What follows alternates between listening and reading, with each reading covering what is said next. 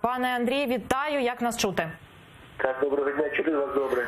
Пане Андрію, розкажіть, будь ласка, що зараз, власне, відбувається у Петрівському, яка ситуація?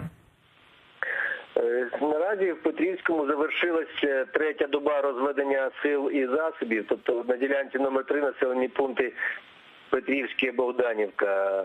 Завершилась третя доба розведення сил і засобів, і сьогодні після 12-ї години, тобто по завершенню 24 годин крайньої доби, пішла доповідь української сторони на ОБСЄ через МЗС про те, що ми виконали свої зобов'язання з приводу розведення сил і засобів. Найближчі доби, тобто завтра до 12-ї години, триватиме верифікація представниками ОБСЄ виконаних заходів, там, з допомогою представників самих безпосередньо, які на місцях там знаходяться, та інших там технічними засобами, зокрема там квадрокоптери, безпілотні літальні апарати і так далі.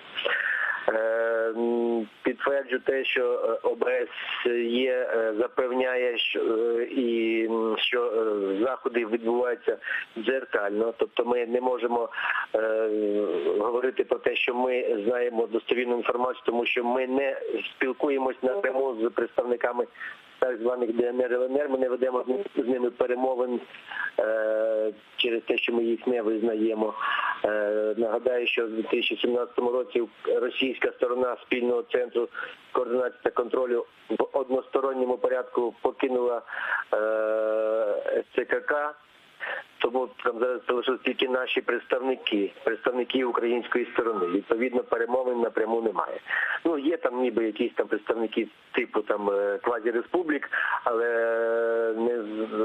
ми з ними, нагадую, ще раз перемови не ведемо. Зокрема, з завтрашнього дня, після 12-ї години, розпочинається на цій ділянці номер 3 практична фаза розмінування самої ділянки. Будуть працювати бойові розрахунки представників ДСНС, Державної служби надзвичайних ситуацій.